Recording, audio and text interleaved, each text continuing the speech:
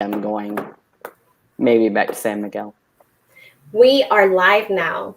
Okay. So, hello everyone. Thank you for joining us. If this is your first time joining a Mexico Relocation Guide live stream, the purpose of these live streams is to give you some information and tips on. Oh, there's a lot of feedback.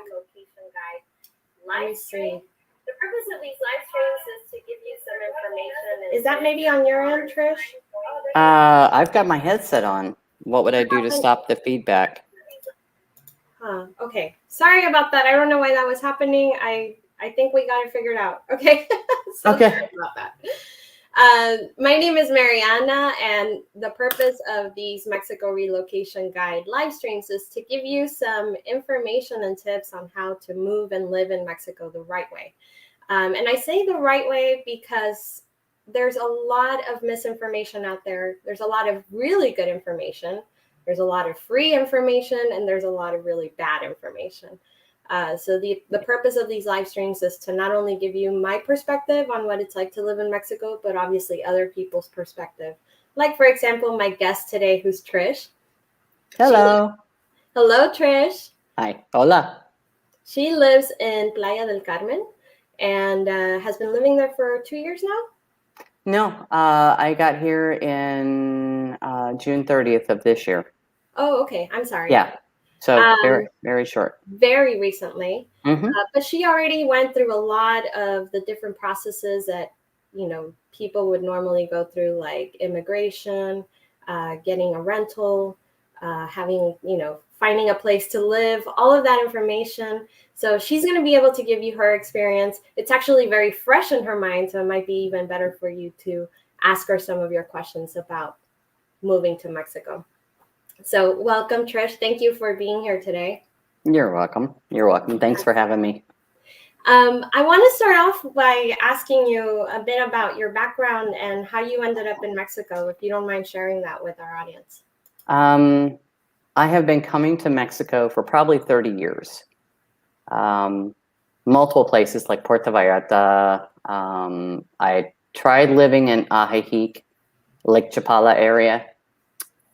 Not very long. That wasn't my thing. Been to Cancun before, but that was too touristy. And then I just spent 5 months in San Miguel. But I've known for the last 10, 15 years that this is where I wanted to retire.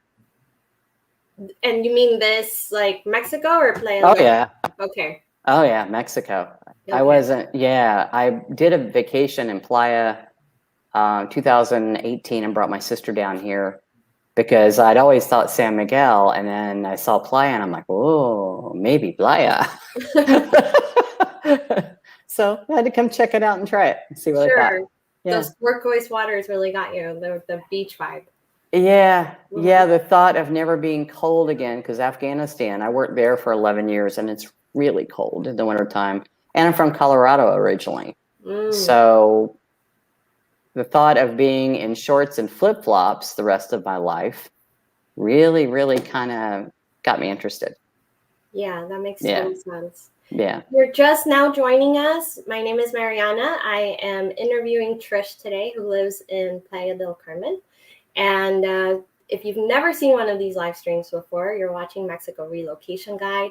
And the purpose is to give you tips and advice on how to live and move and live in Mexico.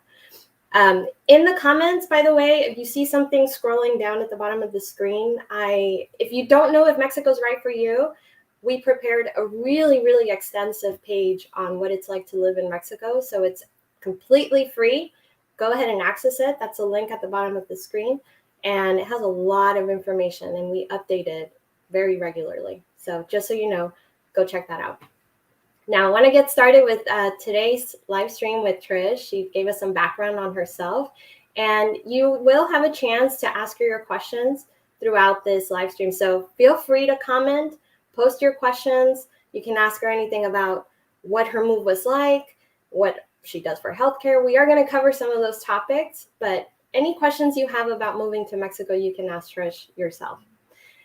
So for anybody who just joined us, you live in Playa del Carmen. Do you rent or do you own? I rent. Okay. personally, I would never buy Yeah. because I'm so old and I don't have children. So there's nobody to leave it to. So why? And you never know if in like a year I'm going to want to go live somewhere else in Mexico. Mm-hmm. You know, so it gives you a lot of freedom. Some people feel that need to put down roots, but no, I'm fine renting. Yeah. Yeah. We always recommend that you rent, and it gives you so much flexibility. Mm-hmm. Mm-hmm. Because Now, yeah. yeah, please go ahead. Oh, well, you don't know the neighborhood when you're new. You don't know the neighborhood. You don't know your neighbors, the people around you, the security situation. You know nothing. You don't know the weather, all the basic things. You don't really know till you live there. It's just takes time, and renting is your best option. Have you rented a place where you were disappointed with maybe your environment? My place in San Miguel was absolutely gorgeous. It was only about 3 years old, 2 bedroom, 2 bath, and it was cheap. It was $750 a month, all inclusive. So, but I was disappointed because I didn't. A lot of places in San Miguel don't have air conditioning, and it can get up to 90 degrees. And I didn't have a good airflow, so I was really hot. Yeah. So you get really, really hot, and it was in a cobblestone street in a business district, so it was loud and got lots of dust. So I had allergy problems. So a little disappointed in where I lived as far as that, but otherwise it was probably the most beautiful city I've ever seen anywhere in the world. Yeah. Yeah. What other parts of Mexico did you explore before settling down in the beach? Over the years I've been to Puerto Vallarta, then to Cancun. That's just a big tourist area, but it's cheaper to live there from what I hear than it is here. Mm-hmm. Supposedly, and I know the electricity is cheaper and stuff. But I went to Ajijic, tried that out, Okay. which is an hour outside of 30 minutes outside of Guadalajara, like Lake About 40 Chapala. minutes. Mm-hmm. Yeah, and that was a little too humid, and it had a lot of spiders, which wasn't my thing. Interesting. Kind of out on the spiders. So no, I had always had San Miguel in my mind Uh-huh. until I came here, and I'm like, oh, well, shoot. So far this has been good. It gets pretty hot, Yeah. but you have AC, and you can change your you go out early of a morning and go out later in the afternoon, or I go to the gym at 2:30 in the afternoon where there's AC, and I can get my workout done in there. And so you kind of change your life around to fit the weather patterns. Sure. Also. Mm-hmm. Yeah, absolutely. You're not basically spending all day outside like you would in, No, and I wouldn't be out walking around at lunchtime because it's not that hot. If you look at the weather here in Playa, it's an average of like 88 to 90 degrees. It's not that hot. It's the humidity level. So you don't really get like burning up hot. You're just sweaty. So it's really humid. Very sticky. Very sticky. So you're constantly changing clothes because everything's wet. But you like it. You personally like it. I like it because I feel better. My speed went up on the treadmill. My arthritis didn't hurt as much. I felt better at sea level because I had lived for so many years at 6 to 8,000 foot elevation. So I just feel better. Yeah. Yeah. That's and important. that is important. Plus, for people that are older, your wrinkles kind of fill out because of all the humidity. So you don't look as wrinkly, and you don't have to use lotion all the time to not look as wrinkly. So that's totally a plus. There you go. That's the secret. Just move closer to where there's humidity, and you'll have that's right. wrinkles. Yes, it works and great. A better feel for exercising and whatnot. Mm-hmm. Mm-hmm. Yeah. So you lived in San Miguel de Allende for 5 months. Mm-hmm. Okay. And just for people who might be considering the beach, might be considering the highlands, why would you say that you decided San Miguel was not for you and you moved to Playa? I think it was because, one, Playa, I got cold. San Miguel gets in the 30s and 50s at night, 30s in the wintertime, summertime in the 50s. So it's great for sleeping. But my place held on to the cold for quite a while, and then it would grab the heat, and there was just no, I think it was just where I lived. If I'd have lived someplace different, I probably would have stayed. Yeah. It gets pretty windy there. So there's a higher wind, and there's a little bit higher, like a particulate matter count. So some people have allergies there. So where if you've got a lot of plant allergens and stuff, you might have a problem. I have no problems here in Playa, but I had really bad allergies there. But it could have been just where I lived. But at the time, it was enough for me to go, my lease was up. Okay, I'm going to make a jump and try a year someplace else. The drier climate tends to bring out allergies in some people, whereas a humid climate tends to bring out Tends to in some people. As far as San Miguel, I would say, and because of working in Afghanistan, you go through Dubai, and I've been through all these different cities over the years. San Miguel is probably one of the prettiest cities I've ever seen in my entire life. It's like walking in Europe. Yeah. But one of the downsides to that is it's hilly like San Francisco. So as you get older, that's why they call it like the city of fallen women, because people, they're looking around and not paying attention, and they fall off the sidewalk and they break their ankle because the sidewalks, because of the rain flow, and it's all cobblestones, sidewalks are super high. You need to pay, and they're not wide. They're not made for two people. So you kind of have to skirt side to side or step off into the street. So you need to pay attention to where you're walking. But I see people do the same thing here on the sidewalks, and they walk into a hole, and what's that hole doing there? Well, try looking down. If you want to look around, stop and look around. Super important in Mexico. When you're walking, watch where you are going. Look down. So important. I know it's like kind of an obvious thing to say, but you'd be surprised how many people are not paying attention. Oh, yeah, and crossing traffic. Yeah. I have a friend I was out with the other day that pays no attention to traffic, and I'm like, the cars will not stop. San Miguel, the taxi drivers, most of the cars, they would stop and wave you through. They were super polite. Here, not so much. So you do not step out in front of traffic, you know. So because we actually have a friend that's in mobile wheelchair now because he got hit by a car a few years ago. Yeah. So you just need to pay attention to traffic because people are in a hurry, and you just can't step out and expect them to stop. Yeah. So it's paying attention to your surroundings. How did you end up finding your rental, if you don't mind us asking? Where did you live? Well, I had been looking in Afghanistan for the last, I don't know, 2 or 3 years. And I found the one here it was a website for one of the Playa rental companies. Okay. And I kept looking at their houses and kept looking, but they told you until you were about a month out, don't bother them because they wouldn't answer their emails, nothing, because they go so fast. Yeah. So what I did is when I was planning on leaving San Miguel is I rented an Airbnb for 2 months. Okay.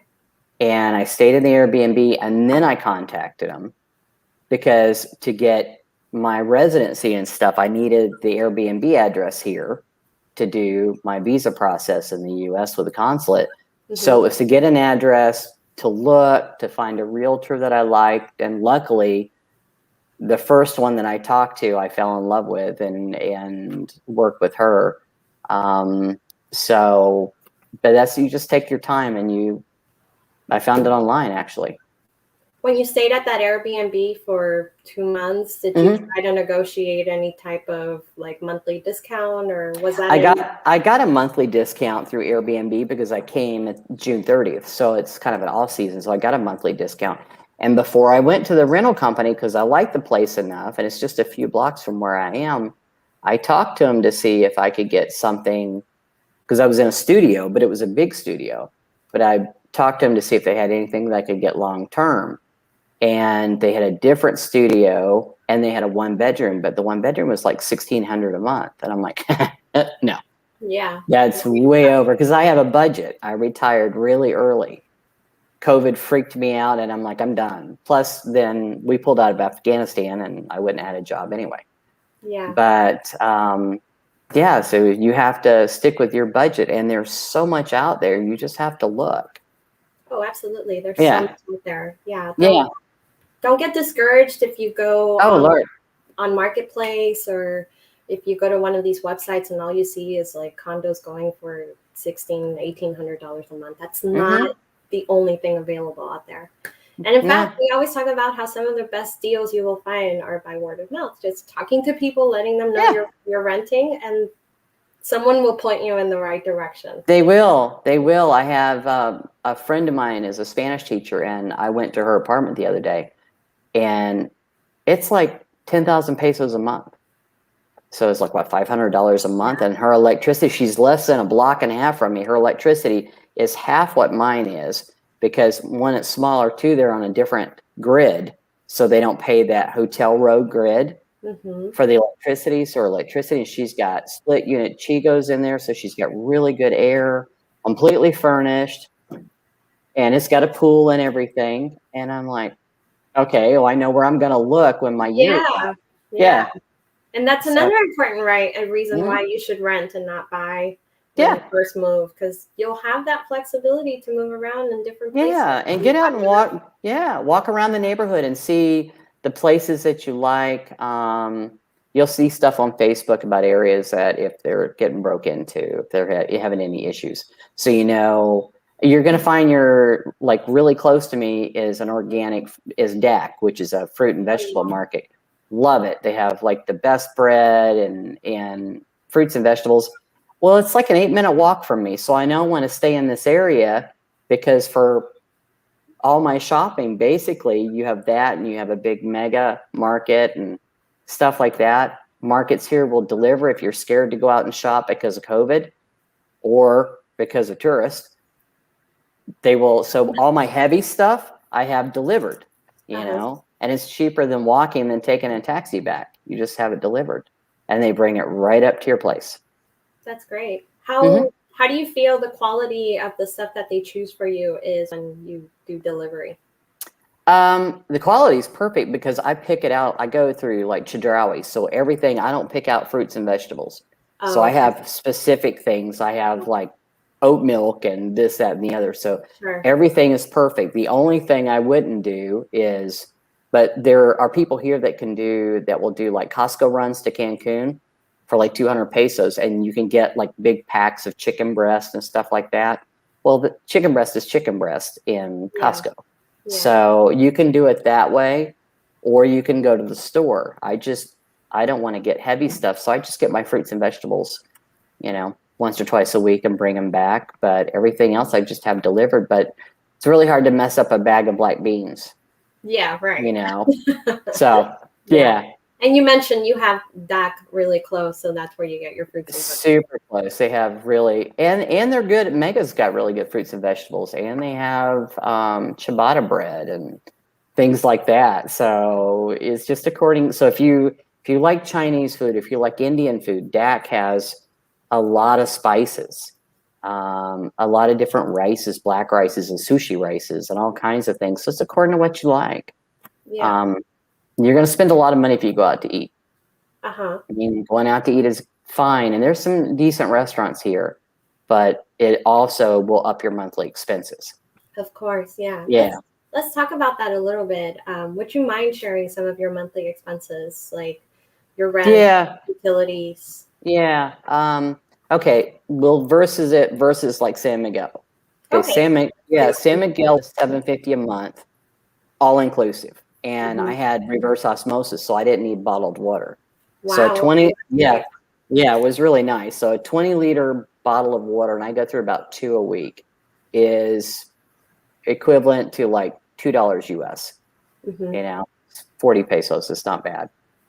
My rent now is $1,250 a month, and I negotiated that because they wanted $1,400, but I live in a really, really nice gated with underground parking and storage underground, and it's like 1,200 square feet, so it's big enough to house 30 people, and a washer and dryer, and completely furnished. So that's $1,250 a month, but I paid 6 months in advance to get this price. Oh, I see. Yeah. Did it come completely furnished? Oh yeah. Okay. Yeah, it's completely furnished. They even had dishes and everything. Are you close So to the beach? I am 6-minute walk. Okay. So, because the beach is right on like First Avenue or whatever right there. And Mhm. I'm at 10th and 26th. So I'm right there. The beach is just a few minutes walk. A few blocks. Got it. So yeah, it's a couple of blocks. But we're also kind of on a hill to where during the hurricane, we had a hurricane here in September. During the hurricane, this area didn't flood like some of the areas closer to the beach did because see. of the hill. So there are benefits to that as well. Okay, that's good. So Yeah. you talked about, sorry, I didn't mean to digress, but you talked about water, your rent comes with a washer and dryer. Electricity, since everything in my place is electric, I'm not on the most expensive hotel row. They said I'm on the next level down. To me, it's still expensive because I use my washer and dryer maybe once every 10 days, and I might do 2 loads.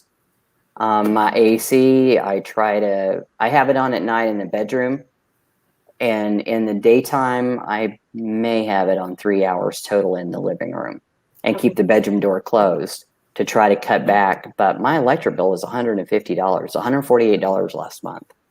So to me, the electric is really high versus it was $20 in San Miguel. Yeah. With fans going and washer and dryer and everything. Yeah. So, but it has to do, but then my friend is paying, $50 a month because she's on that lower grid just a couple of blocks over. Right. So it has to do with what electric grid you're on, not even the fact that you have AC, it's that grid. So for anybody who's watching and doesn't know about this, in Mexico, there's an electric bureau commission, and they regulate electricity throughout the country. So what that means is that different cities and even different neighborhoods have different rates for electricity. Meaning that if you lived, for example, in San Miguel, where air conditioning is not very common, some people might have a mini split in a living room or something like that, but it's generally not very common. So if you live in San Miguel, you would get one of the lowest rates per kilowatt usage. And if you lived somewhere really hot, like in Mérida or Playa del Carmen, you get one of the highest rates of kilowatts per hour. And what that means is that even if you're using the same amount of electricity as somebody would in San Miguel, you're going to pay about 4 times more, because they're kind of, in a way, penalizing you for using a lot of electricity. And what Trish is talking about is even in some neighborhoods, like for a friend that lives 5 minutes down the street, she's paying a much lower amount, even though she does have air conditioning, runs it all day. She's paying much less than you are monthly. Yeah, well, I sit here and sweat. Yeah. I eventually I'm like, okay, it's hot. I can't do this, and I'll turn it on. Yeah. But I've got another friend that lives in Cancun, and she runs hers all day, and it's cheaper than here. So Cancun seems to be cheaper than Playa. So you just have to really pay attention when you're looking for someplace as to what grid you're on. My internet, I have Telmex. So Telmex is really good. I got 150 Mbps, or what is it, MBS? Yeah. And that's like $25 a month. And I have an Apple TV. So if you have internet and Apple TV, you can put on, your YouTube. You got everything. So I don't really, or you can get cable. They have other cable stations and stuff here. I just didn't need it. Let me see. Cell phone. I know a lot of people use AT&T here because they want to keep that US number. If you're going back and forth, I can see it. If you are going to move here, my Telcel SIM card was, I don't know, like $15. And I have unlimited calls to the US, Canada, and Mexico. I have WhatsApp. And I never have a problem with data. And it costs me 200 pesos a month, which is $10. Yeah. So how many people actually pay $10 a month for their phone service? Right. And it's unlimited. I have no issues. And when I go back to the US, it flips over to T-Mobile. So it even works. I just went back at the end of July to meet with the Mexican consulate, and it worked just fine in the US under T-Mobile. Did you get charged any roaming charges? Nope. No, your data Nope. covered you over there. Yep. Yeah. Yep. It was because you're not on a packet. I go to OXXO or 7-Eleven, and every month I get the Sin Limited, which is unlimited package. It's 200 pesos. You tell them you want that one, and 200 pesos. So it wasn't like they have my credit card information or anything like that to charge me extra. And my phone didn't turn off. I didn't lose data. Nothing. Yeah. So I mean, $10 a month. That's yeah. Most people pay that for, just like a text message sometimes. Yeah, no, I hear you. Anita wants to know, how can you tell what grid you are before you rent? That's a great question. I'll give my perspective, and maybe Trish, you can give your perspective. But we always recommend that you ask for, before you go into a rental and before you sign a lease, ask them for a copy of the electric bill from the previous month or the previous few months. That way you can see exactly what they've been paying. And Trish, feel free to chime in. Well, I agree. Ask them, and like mine, I have mine on my phone, so I can see the last 8 months or so, because they can put it in there for you. But you just ask them and tell them what you're looking for. That you want to be in an area that's not on the 2 highest grids. So when they're looking for you, they know where to look. Yeah. That's a way for you to really minimize your expenses, is find out before you sign a lease what your utilities are truly going to cost. Don't go based on what a rental agent is going to tell you, or even the landlord. Really find out. Dawn wants to say that you're just a treasure trove of information. She is very appreciative of your info. Thank you. I made a lot of mistakes in some of my stuff. And spent a lot of money shipping things to myself that I shouldn't have, because I did the wrong residency. So I know from some failed experiences as well. Interesting. Talk about that. What did you have to ship to yourself? Well, I thought that I could bring. I've lived in 50 square feet for so many years in Afghanistan that I'm like, okay, I can throw everything in a couple of suitcases and be fine. So I go back to the U.S., but my brother-in-law I don't know what he did with my suitcases, but my suitcases were nowhere to be found. And I was on an 8-day time limit to get everything done. And they live in the middle of nowhere, and everywhere within a 3-hour drive, I found one suitcase.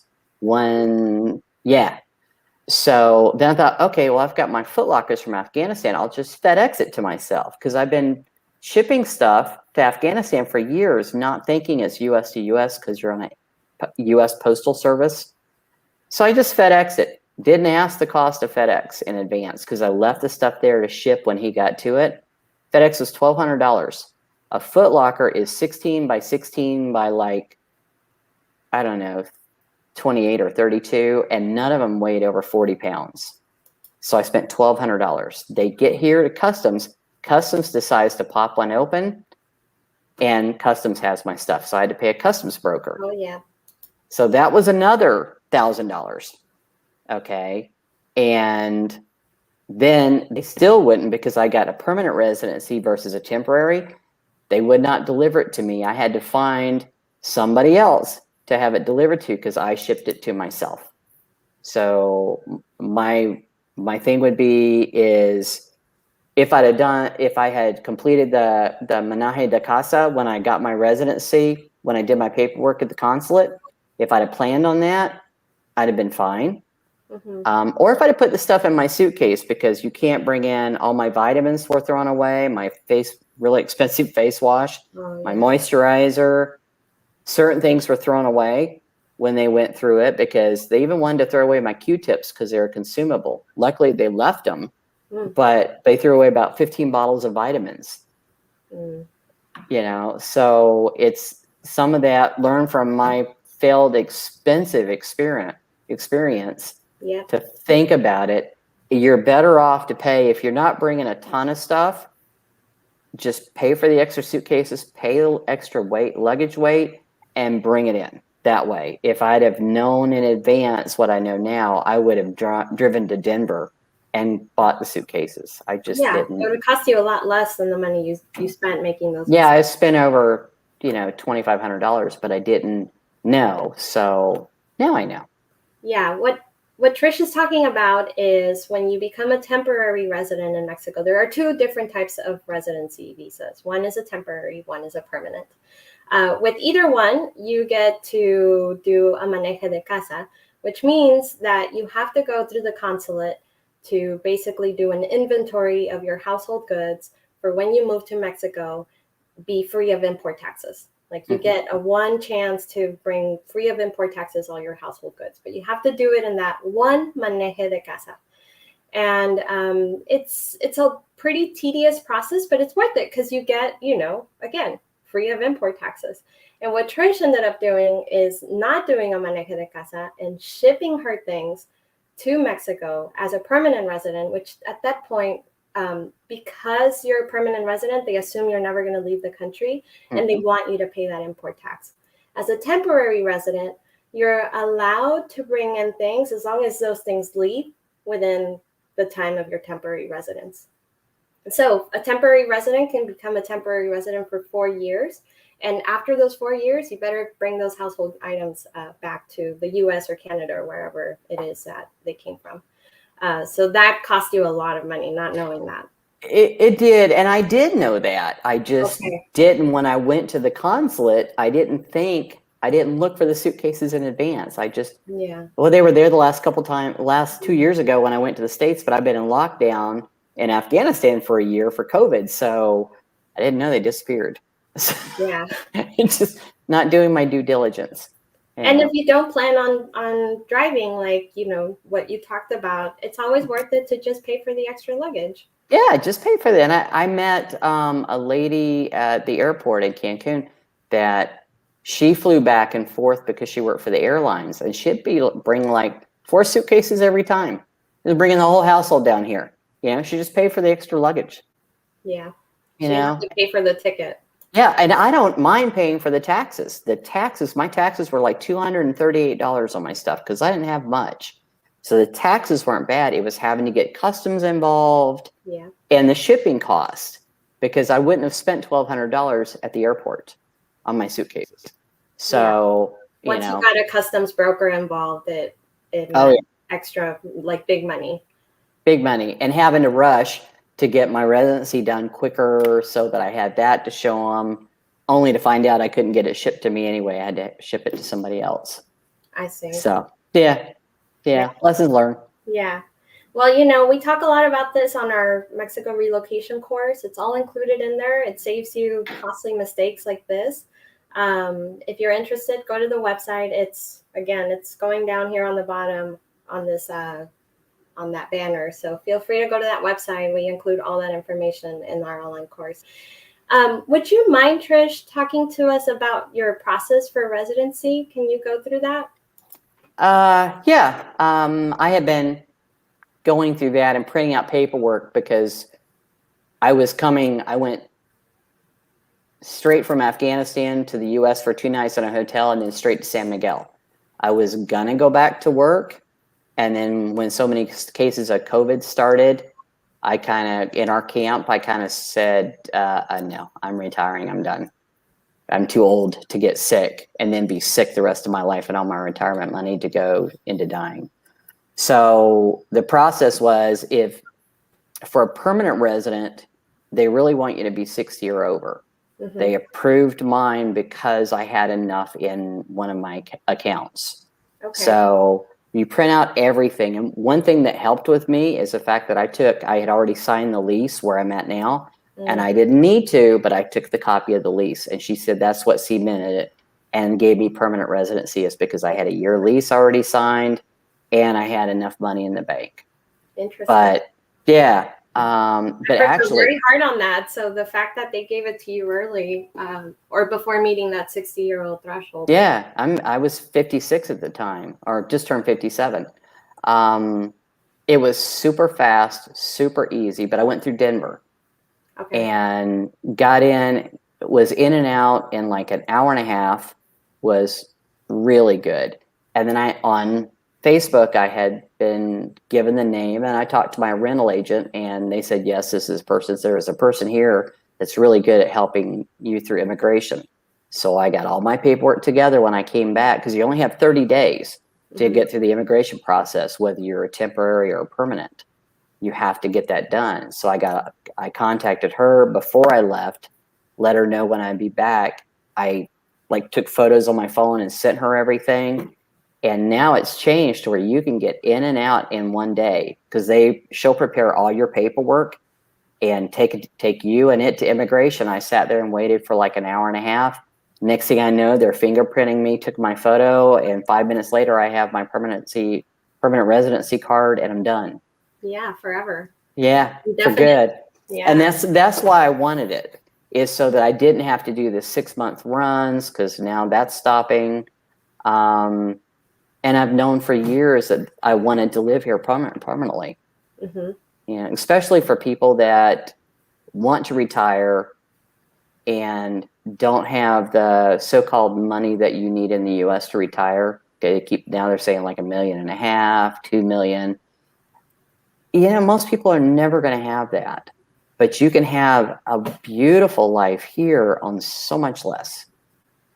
And it's one of the countries full of the kindest people that I've ever met. Yeah. So, and it's very first world. It's not like you're going in the middle of Cambodia or something like that to retire. This is pretty much like being in the U.S. in a lot of ways, except for you need to learn to speak some Spanish. Yeah. Let's talk about that, because I know a lot of people move to Playa because they don't need to learn Spanish, right? There's a lot of but they think that, but they do, because there are taxi cab drivers here that do not speak any English. I have a friend that speaks two here speak no Spanish, and then they wonder why do they have problems getting this done or that done. It makes sense to the country that you're going, that you would learn, at least out of common courtesy, to be able to say thank you, good morning, good afternoon, have a great day. Yeah, or like if you're looking for medications, you've got Google Translate on your phone. If you're looking at medications are sometimes named something different here. A lot of them you can get over the counter. I was looking for basil, and basil is not basil here. It's albahaca. So you're Googling it, and I'm trying to find it, or like trying to find sesame oil. You need to learn, and that's one way to learn, is Google when you're grocery shopping, because it just makes life a lot easier. Absolutely. But it also it's the right thing to do.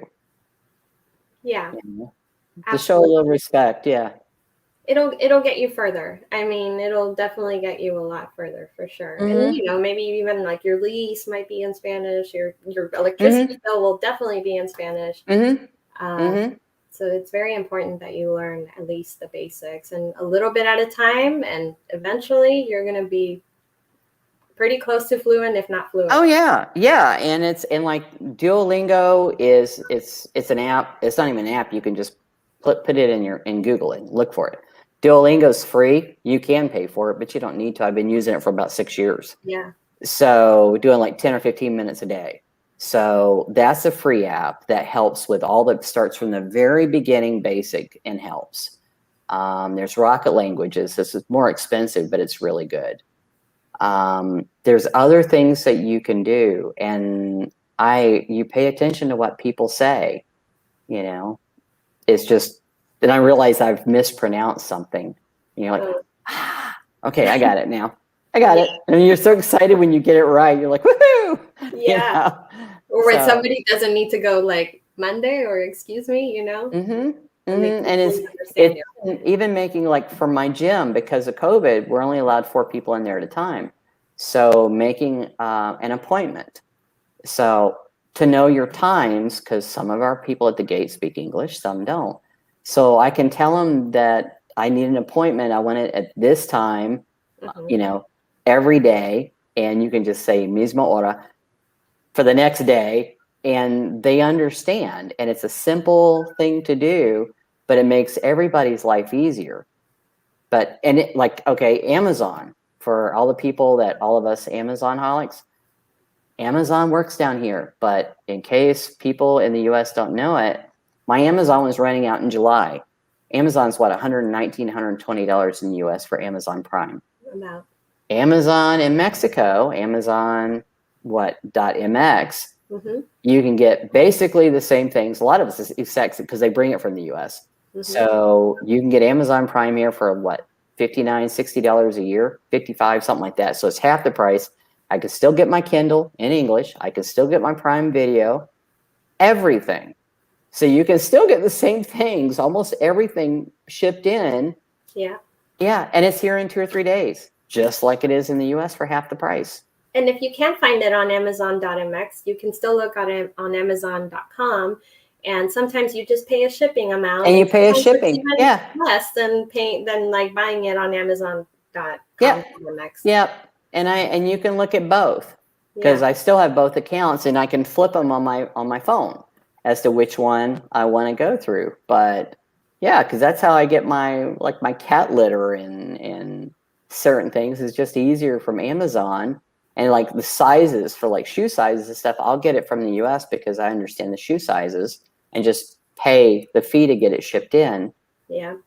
So, yeah. Let's talk about that. Did you bring any linens and things like that with you? I brought my towels when I came back after I went to the US because I had a storage unit and everything had been in storage for 11 years. I'd already given my car away and all my furniture years ago.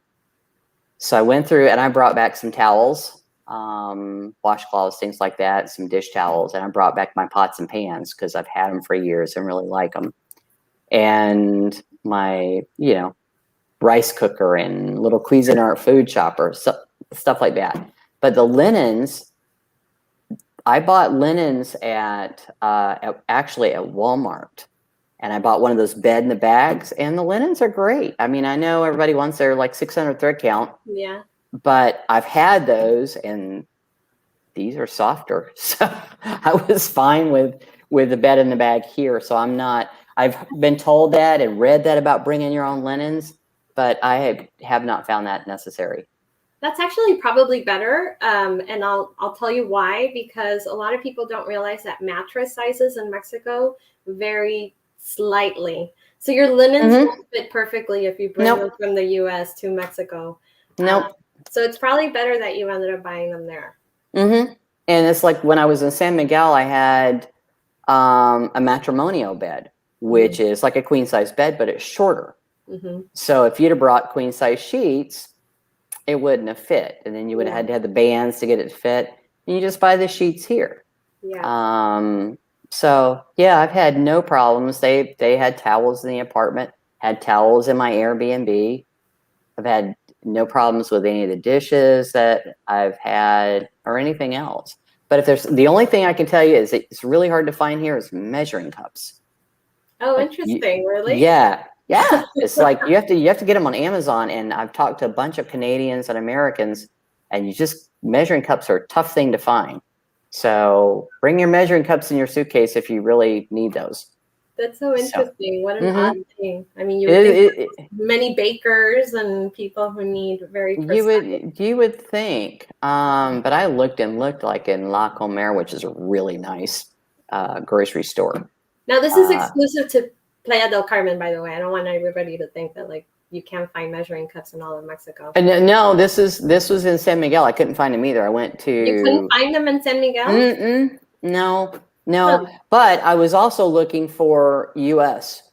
cups. Oh, okay. I was looking for like the 1 cup instead of because I had the little one, so I'm looking for a U.S. size as well. I see. Because you're working with 2 different recipes. Yes. So metric system versus. I don't know what the other name is. I forgot. Yeah, but with like ounces and cups and so it's totally different. So that was probably, but that's something that's just hard to find if you want it in that. But if you're gonna cook here, when you buy things, it's gonna tell you, it'll just say like una taza. So it's like 1 cup. Doesn't tell you. So you could actually use your coffee cup and consider that, and just because it'll say, yeah, 1 cup, and then do however many cups of water it says, and do it that way. So it doesn't tell you like one cup or 6 ounces. Cup, yeah. No, no, no. That's interesting. Yeah.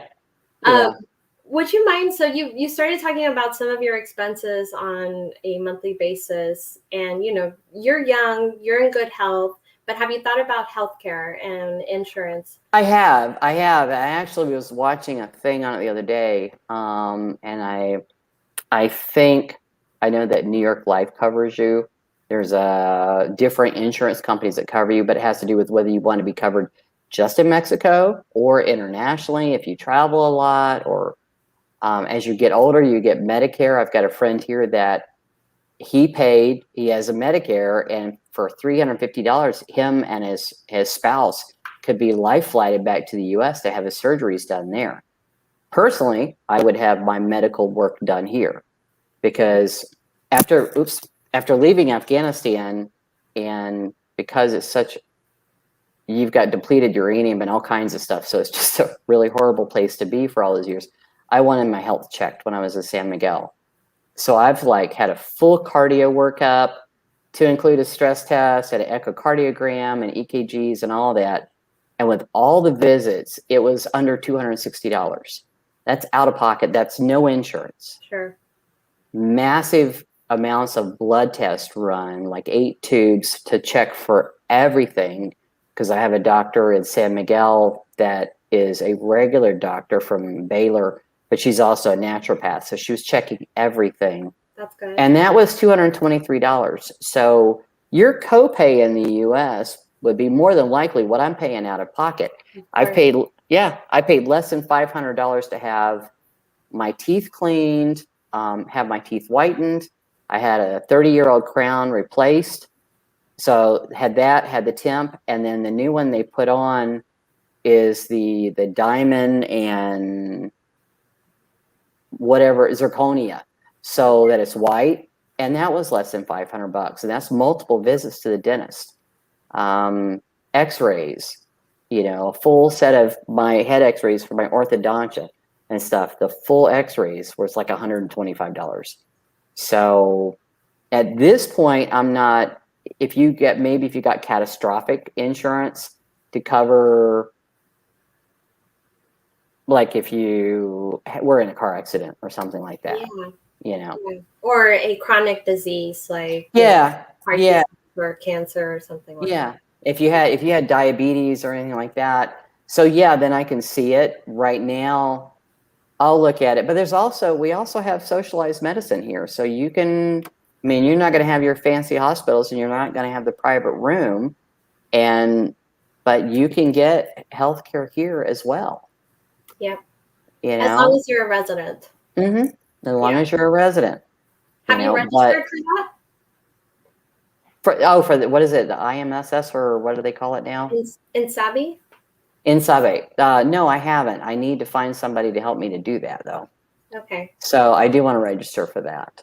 Now that I have the residency done and everything else, because the only physical stuff I've had done here in Playa is I pinched my sciatic nerve, and so I found a physiotherapist on Google, but she had a lot of really good reviews, and have been seeing her once or twice a week for the last few weeks, and she's really good. Really good. And for everybody that is used to the U.S. medical system, where the doctor talks to you maybe for 5 minutes, and you see a PA for 5 minutes, and you wait for hours, it's nothing like that here. Nothing. The doctors are amazing. My cardiologist spoke perfectly English. My dentist was 50-50, but everything got done. But they spend so much time with you, and your care is so much better here. So, because we had a friend that broke her femur and ended up in Mac Hospital in San Miguel. Mm-hmm. And great care. They said the food was great. She had wonderful care. And I think the whole bill was like $10,000.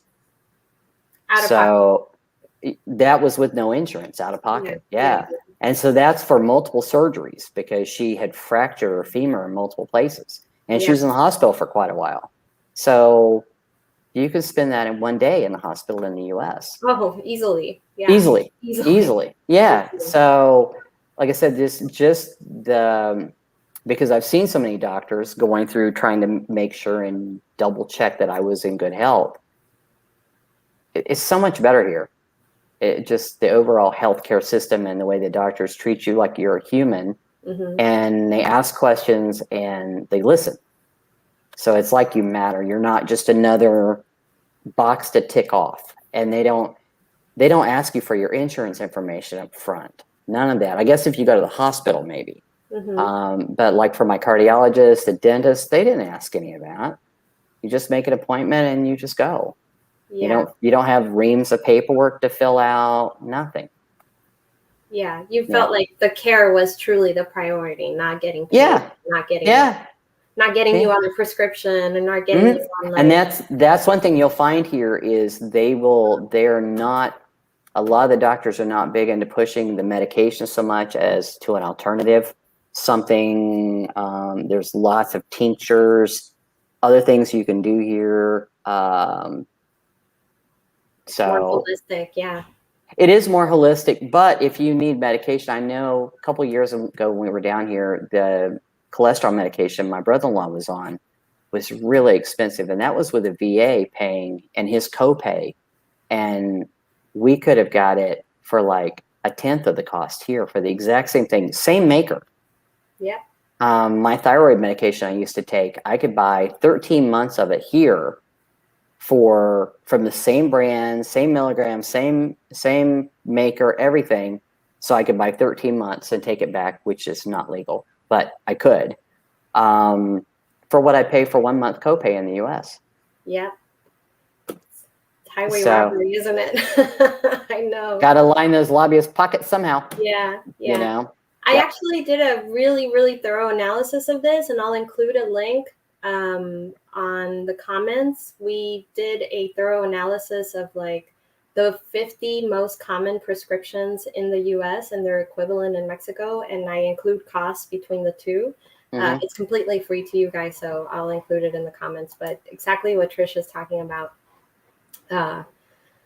it's like not only can you lower your cost of living and things like, eating, healthcare, but medications is another big one, a huge one actually.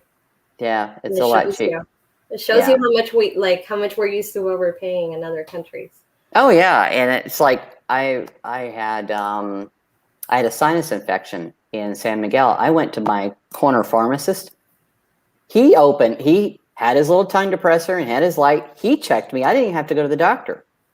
So the pharmacist here in a lot of areas can actually check you as well and prescribe the right medication, because there's so many things you don't need a prescription for. And I was better. He gave me eardrops and he gave me the right antibiotics, and it was gone. 5-6 days later, I'm better, and I didn't even need to go to a doctor. I just went to see my pharmacist. So, and you can't do that in the US either. And you paid what, like maybe $2 for that consult? I didn't pay anything for the consult. The consult was free. All I did was pay for the medication. Yeah. And I think I might have spent $20. Yeah. Total for the antibiotics for like 8 or 10 days of antibiotics, and the eardrops, which were antimicrobial. Yeah. So yeah. So it's so liberating, because it's like healthcare is just, it's a debt. It just like, it really oppresses you. It takes away your freedom to be able to save any money, really, outside of. Oh yeah. Well, I have friends that I got my cat from. They are moving there, and that's why I got the cat from, because they're moving to New York. And if they get pregnant again, because they have like a 6-month-old, but they said if they get pregnant again, they will come back here to Mexico to have their baby. Because she's Chinese, but he's Mexican. But their baby had some sort of issue, and it was in intensive care, like the NICU, for like 10 days. And it cost them almost nothing. I mean, I can't remember what he said, but it was only a few $100s. where that would be hundreds of thousands in the US. So they said, because it could be an issue, they would just come back here to have their next child. They would not do it in the US because of the cost. Because I know that just to have a regular birth, you know, without any issues, what I was hearing was like $13,000 just to have a hospital birth. Yeah. With insurance. Yeah. And I'm like, because I've got friends of my niece that are saving up money just to have a hospital birth with a baby. Yeah. And I'm like, wow. Yeah. It's a bit of a robbery. You mentioned that you have a cat. Would you mind sharing? Did you bring your cat with you from? Nope. Okay, nope. You got your cat in Mexico? Yeah, I did. I found him on Facebook because they were wanting to move, and he likes 100% attention. And they had like a 6-month-old that started to crawl, and cat wasn't super into that. Yeah. So I went over. I took a taxi because they lived about 20 minutes from me. I took a taxi and went over and met the cat, and met the baby, and met the family and stuff, and decided he was the right cat for me. So they brought him to me. But so people that have pets, if you bring the pet, we have a friend of mine here from Canada has a cat that had to go have his teeth cleaned yesterday. So for 1,700 pesos, which is like 80 something dollars, the vet picked the cat up, took the cat, put the cat to sleep because they have to put him under to clean him, clean the teeth, let him come out, check everything, and brought him back to her for a little over $80. Wow. Yeah. Super concierge service. Yeah. And I mean, that's kind of a premium cost in Mexico. It's not like, it's not for the typical Mexican. Typical Mexican is a lot cheaper. It's a lot cheaper. And I would, my friend owns a vegan shop, and I won a raffle because she's always saving like the local dogs and cats and stuff. There was a dog that had been hit. We all donated money to get the vet fees done because they need to operate on the dog's hip and tail. And so part of the raffle is I won like a vet appointment for my cat. So, and I don't know how much that is, but I know if I'm looking at human costs, the vet cost can't be expensive. The cat food is the same kind of cat food I would feed in the US. Okay. Cat food's not expensive. And there's a lot of people here that have dogs. Lots of people that have dogs. So, it's. What about your rental? Was it hard for them to accept? No. I had asked them in advance. It's 3,500 pesos, so it's $187 non-refundable because they have to steam clean the place when you move out. They have to do a deep clean, so if anybody has allergies, then they come in afterwards. Now, not every place is like that. I just live in a really fancy schmancy condominium resort thing. Sure. So, but not every place is like that. A lot of them are negotiable or like 300 pesos or something like that. So it's not much. Yeah, you just have all the amenities of a resort, like 3 pools, a tennis court. Well, the tennis court is next to us. I don't have a tennis court, but I have 2 pools, and they're good-sized pools. And I have a gym, and it's with the treadmill and stuff, and it's a nice gym. We're only allowing 4 people in at a time right now, so you have to schedule it. And the fact that I'm 2 blocks from the beach, 2 easy blocks from the beach, and I'm like a half a block from 10th Avenue, which is like the main shopping district of Playa, without being on 5th Avenue, which is where you really don't want to be. Right. It's a touristic area. It is a very touristy area. Anything you get there is going to be more expensive. And food's not as good. You're going to be hassled every 2 seconds going down the street. Yeah. And my friends are like, you don't have to talk to everybody. I'm like, well, if they ask, I'm not going to be rude. So you have to say, no, gracias. Yeah. Buen dia. You have to be nice. Yeah. If somebody's talking to me, I can't just ignore them. I'm just not going to be rude. Yeah. I would tell people to use common sense if you're walking after dark. Go with more than one person. If you're by yourself, be careful. And this would be anywhere. But for the women that like to wear all their bling and all their diamonds and all that kind of stuff, It's probably not, especially in a tourist area, is probably not the best thing to do. Not at night. It's just not. Mm-hmm. Yeah, just not a good idea. But I would be that way in any country. I wouldn't do it in safety wise. I got to say, because Afghanistan, we were bombed pretty much every day, and you heard weapons fire all the time. I feel safer in Mexico than I did, obviously, in Afghanistan, but I feel safer in Mexico than I did in the US in a lot of places. Mm-hmm. So if that tells anybody anything, people that hear else, you see what goes on with the cartels, and those areas are not what goes on everywhere. All of Mexico, it's a humongous country. So all of Mexico is not what you're seeing in the news. Yeah. Okay. So for all the Americans and Canadians that are thinking, oh, it's not safe because I saw it on the news. I'm like, did you see the shootings every day in the US? Yeah. Sometimes 2 or 3 in the same city. Okay. So, and you don't generally see shootings here. So yeah, actually, it gets an unfortunate amount of like bad press that it does. I many mean, other countries don't get. Yeah. But that's But good that you're sharing that you Yeah. know, you don't hear that on a regular, or you're not seeing it on a regular basis. You're not fearing for your life. Oh, no. No. I mean, common sense. And if you're going to go out drinking and be snockered drunk walking down the street, you could get attacked anywhere you're at. You know, doesn't matter. So it has to do with how smart you are, but or whether you have your thinking hat on at the time. But I've walked the streets like in San Miguel. I've come back at 10:30 at night, and the only thing I saw was a cockroach, which scared me, but because they come out of the sewers at night sometimes. Yeah. So that's the only thing I saw that I was like, ah. But other than that, no. But there's also so much wildlife down here.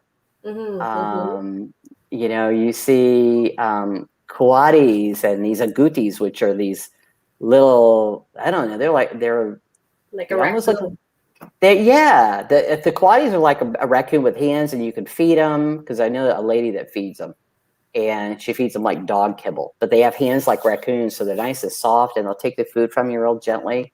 But there's all kinds of wildlife and stuff. It's just really neat. Acomel has a really cool biological, like a zoological park you can go to, and you can see the monkeys and the wild boars and swim in the cenotes. There's all kinds of things.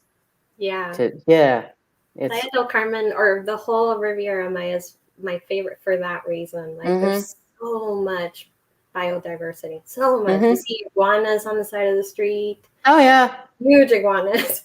Huge, huge. And then I had a chameleon the other night in my laundry room, and I'm like, or a little gecko, and I'm like, dude, how'd you get in here? So I just opened the window and the screen so he could get out, because I didn't want the cat to get him, because the cat would have killed him. Yeah. So I just closed the door to make sure he was safe for the next morning. Either he's under my dryer or he's gone. I don't know.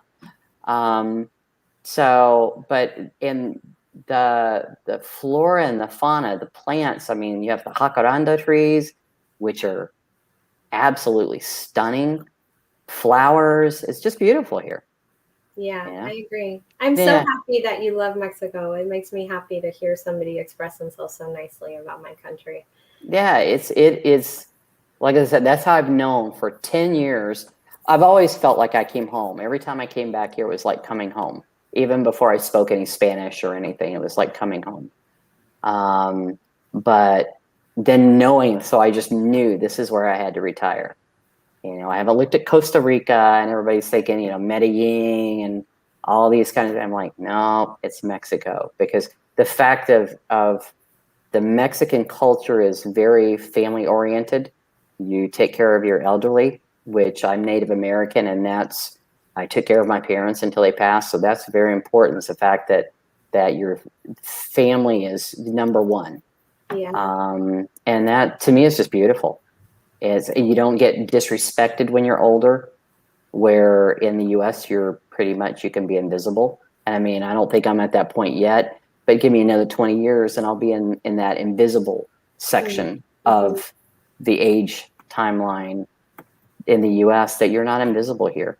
Because I used to see, no, I'm like, at San Miguel, I'd see like, she looked like she was 100 walking with her little cane up and down these hills and stuff, her and her husband. And it was the cutest thing. And you'd see all the kids, and on Sundays, the families get together.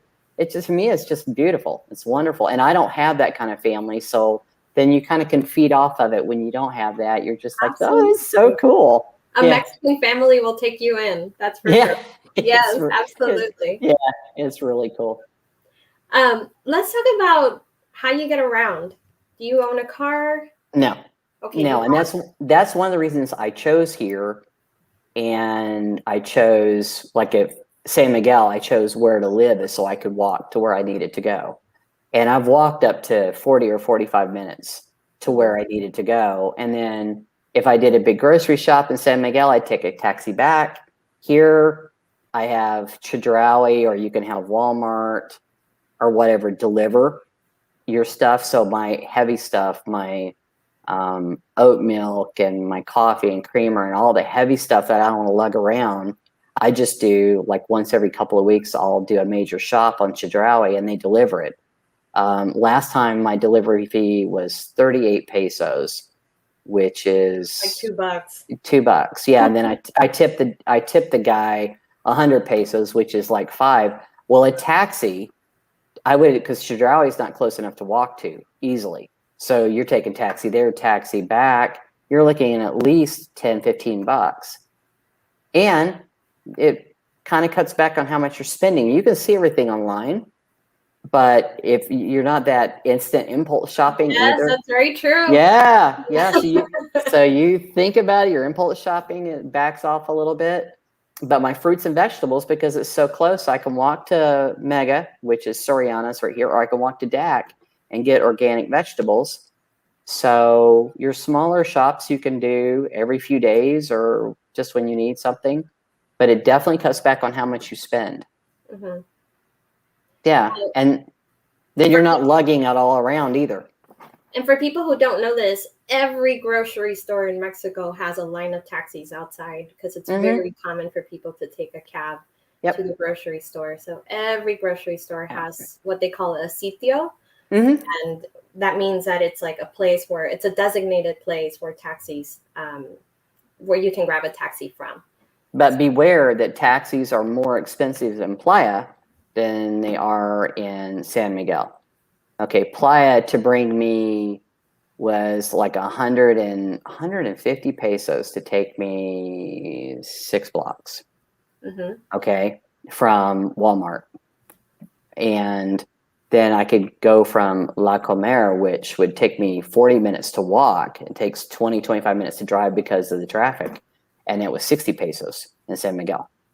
But if you are staying in the area that I am and you're staying near 10th Avenue, if you will just walk up to 30th and catch a taxi, it's much cheaper. It has to do with where you catch the taxi because you're going to pay the tourist fee.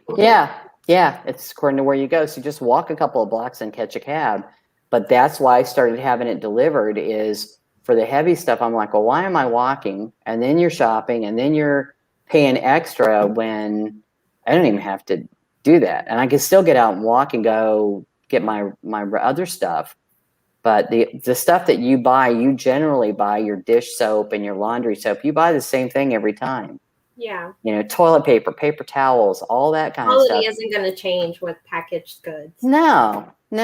And so you just have it delivered and they bring it right to your apartment, bring it inside, unload it, let you check your receipt, make sure everything's there, and you're done. All I got to do is put it away.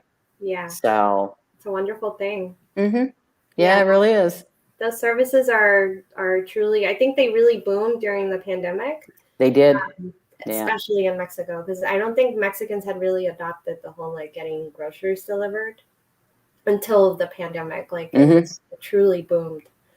What about long distance buses? Have you taken any of those to other parts of like Mexico? ADO and stuff? Yeah, like No. ADO? No. When I came here from San Miguel, I just flew Volaris and I bumped it up because of all my luggage. I bumped it up to a first class seat, and one way it was like $70.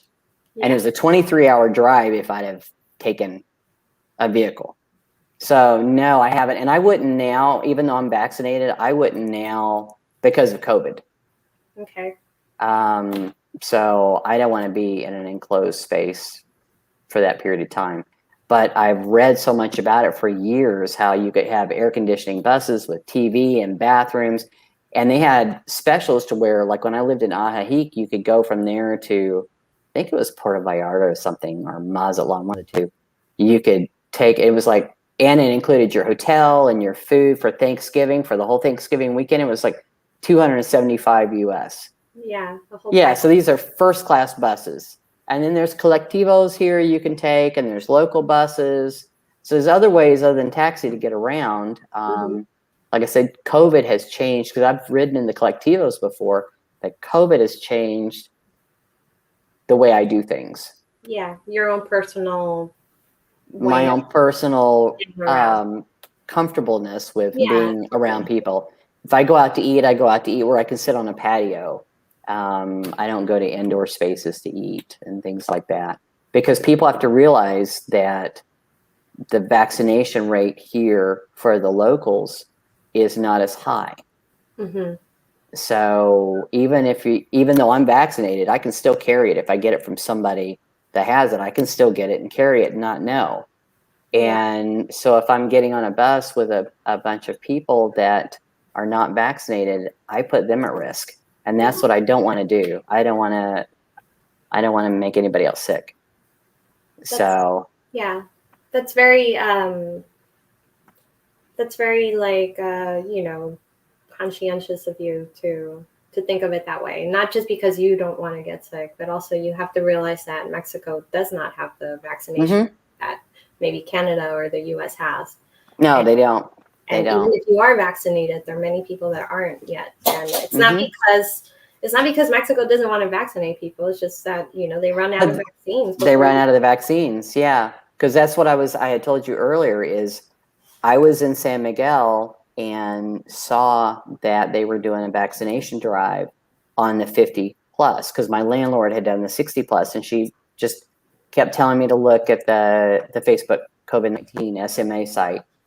And I went with my lease and my passport, and this country vaccinated me. I didn't have my residency card, nothing. I waited in line with everybody else. You met the age threshold they were looking for at the time. Yeah, but the fact that every other country wants your insurance, and they want this and they want that, and all I did was take my lease, and they kind of looked at that, but not really, my passport. And the fact that I was able to get Pfizer and get my vaccines here, I'm like, what an amazing, once again, it just proved that I made the right decision by coming here. Yeah, that you weren't treated any differently because of your passport. Yeah. No. I mean, it's a tough thing, I know. But it's a good thing that you got vaccinated and you were able to get that. Somebody just said that they recently found this channel and enjoy it because guests can give their actual information about living in Mexico. Yeah, that's the purpose of these live streams, is to give you not only my perspective, I'm only one person, but you can get perspectives from many other people. And obviously Trish has like very unique points that she's talked about because those are her experiences. And hopefully that teaches you something about not only living in Playa del Carmen, but also just living in Mexico in general. And hopefully that gives you some different perspective. And hopefully it gives you some questions that you want to ask. If you do have questions, please post them. Trish is here for a few more minutes. I want to be mindful of her time because it is a beautiful Saturday afternoon. And I'm sure she's like waiting to go to the gym or the beach. And I am waiting. I have a 2:00 appointment to, you know what Maya Sombra is? So it's a 95% UV mesh. So my roof to my patio is pergola, so it's open. So I am getting the Maya Sombra installed today so that I have more shade, because it will drop your interior down by about 10 degrees, having that added shade. Yeah, so I'm getting that installed this afternoon. I've got one of the local guys is going to come do it. That's So, great. For yeah. anybody who's looking to find local side jobs like that to hire, how did you find this person to come and install it for you? He works in the condominium association, and he just does side jobs. They have different people as to whether you own here versus rent here. So he's the one that, like, my rental company will tell me to go through, versus if you're an owner, there's some other guys that will do it. But a lot of it is by word of mouth. When I was in San Miguel, everything was by talking. And I actually talked to my maid more than I did. My landlord was from the US, but she'd been living in Mexico for 25 years. So I would talk to her, and then she had a maid come in that became like my best friend. And we would talk and we'd find out things, because she was like, well, try this one or go to this. And so, yeah, it's just talking to people. Yeah, that's good. That's good for you for giving those jobs to, a local. Oh yeah, I mean, because he knows what he's doing.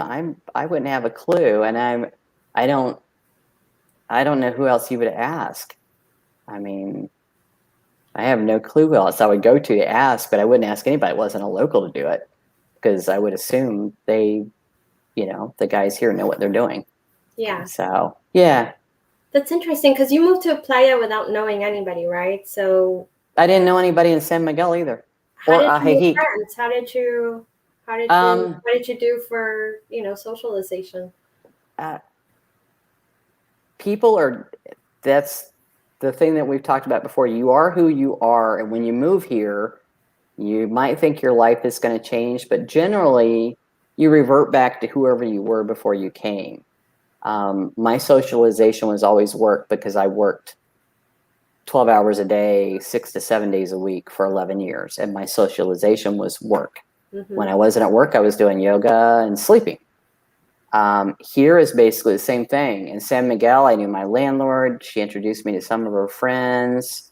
Like I said, my best friend was just the lady that came in because we were the same age and had a lot in common, and I adored her. So that's who I would go have coffee with. And I met a couple at the Cibanco, where you Casa de Cambio, where you make your change US dollars into pesos. I met a couple from New Mexico and spent like 10 days hanging out with them, because we just hit it off. So we would go out to dinner and walk around town in San Miguel. Here, I've met people that live in the complex. Some you like more than others. Some you have more in common with more than others. But because I'm single, and if you were single and looking for a guy, I have a friend here that is younger and she's looking for a guy, there's plenty of them. I'm not. So I just tell all of them that I'm a nun. I'm a Buddhist nun, and so it makes it, I even learned to say that in Spanish. Not interested, out on that. But no, I have time to do my yoga and meditate and hang out with my cat and go to the gym and go to the pool and do all these things. I make pots of black beans, and I make my own pico de gallo, and all these things that you have time to do. So the people that are bored when they're retired, they're going to be bored no matter where they are, because I have a friend down here that scuba dives all the time. So there's great scuba diving really close right off of Playa and off of Cozumel. So there's wonderful scuba diving if you're into that. There's a lot of people that ride bikes here, like mountain bikes or street bikes. There's all kinds of things to do. It has to do with how much money you want to spend, because scuba diving is expensive. If you want to travel like a tourist and do the tourist attractions, that's going to cost you money. If you're on a budget, you can easily live here on a budget.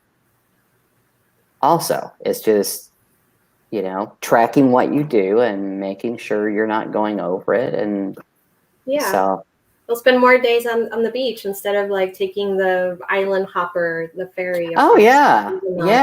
And I did that back in my tourist days when I used to come down.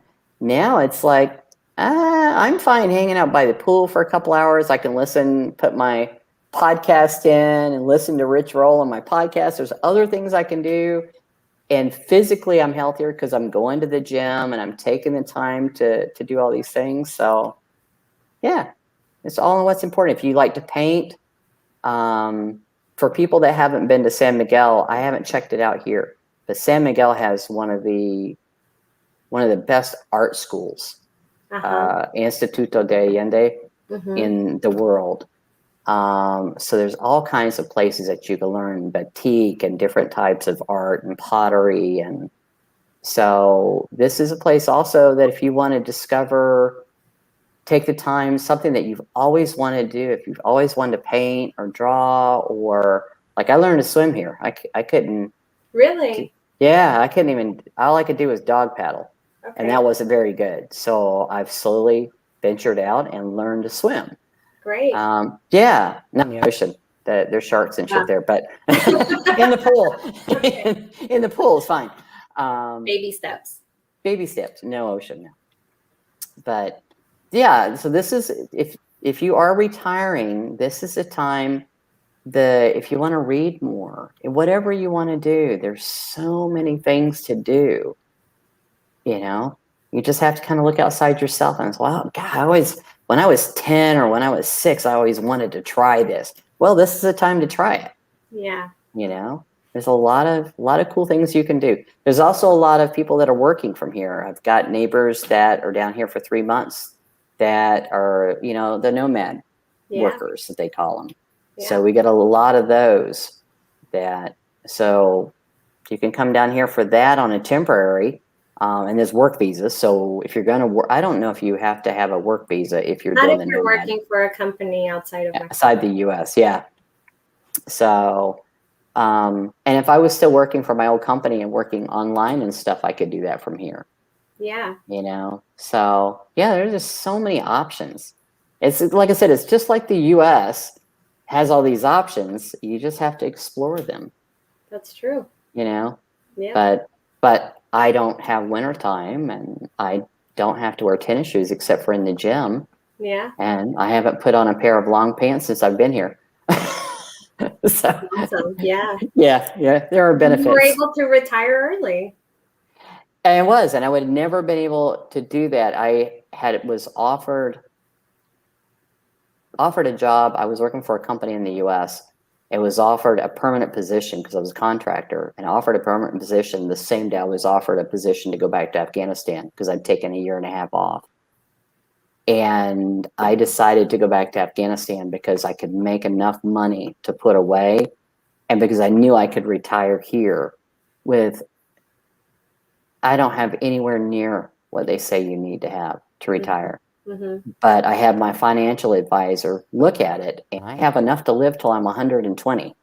That's great. As long as I stay within my budget. Mm-hmm. Yeah. Important. So, yeah. So I don't have to work as a Walmart greeter when I'm 75. You know?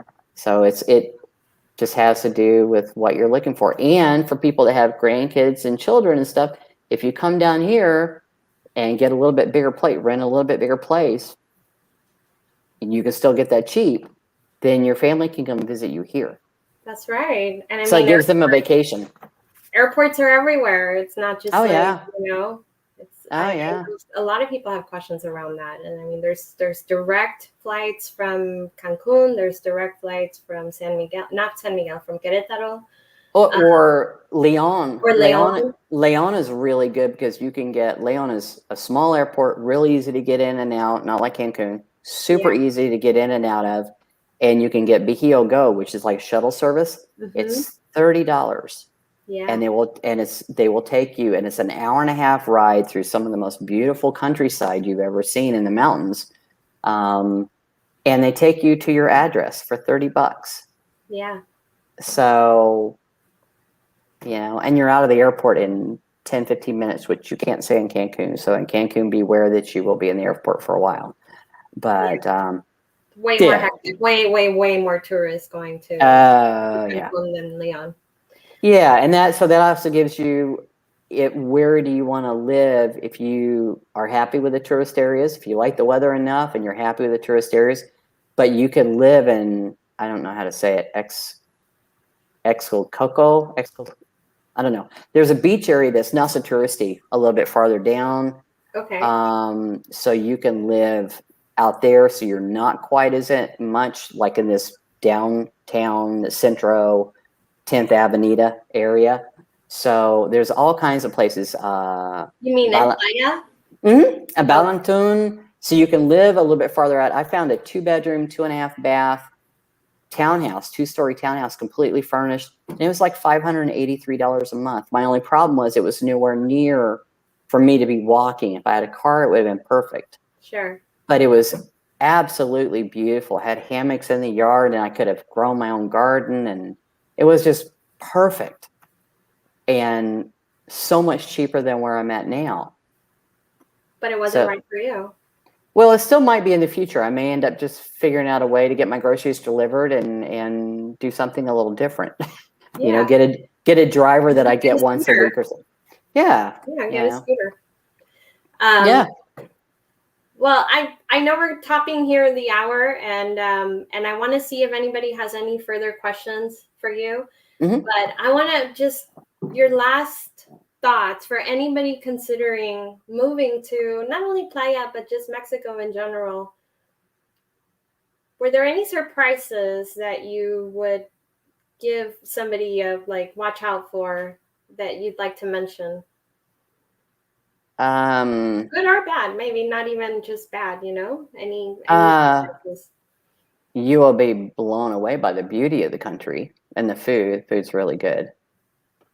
The only thing to watch out for is you're going to see a lot of posts out there, especially on Facebook and these other sites, about coming in with a tourist visa and overstaying, or coming in and leaving for 3 days and then coming back because of the immigration issues with people coming up from South America and Haiti and everything right now. All that has changed. So you need to carry your passport on you and your residency card. If you don't have a residency, you need to have your visa, the FMM part that you get when you get on the plane. That needs to be with you, not a copy. The originals need to be with you at all times because they can stop you. Don't plan on going in and out every 6 months and coming back like a lot of expats used to. That stopped because now they can give you 7 days to get your stuff and get out, and then you're never allowed to come back. So just do it legally so that you don't have to leave a country that you love. I think you'll be surprised at all because I'm always walking around going, "Oh, cool! Look at that!" Because there's just so many neat things, and so different than. I mean, we all live where we lived for years, so it's just so different. I mean, not like out of the way different or anything, but it's just not what you're used to seeing in the U.S. But you don't feel like I don't feel like I'm in Iran or something like that. This is a first world country that has everything I need. I don't feel like there's anything that I can't get that I need here. The healthcare is amazing. You'll be totally blown away the first time you ever go see a doctor here because it's nothing like at home. So I have been pleasantly surprised. My only thing was the customs, and the customs people were great. They really helped me out and came up with some good ideas on how to get my stuff because I didn't want to lose the 3 foot lockers I shipped for all that money. So that really helped. But if I decide to move, it would be to go back to San Miguel or to try like Zihuatanejo or something like that. It would never be to move back to the U.S. or another country. There's too much. This is it for you.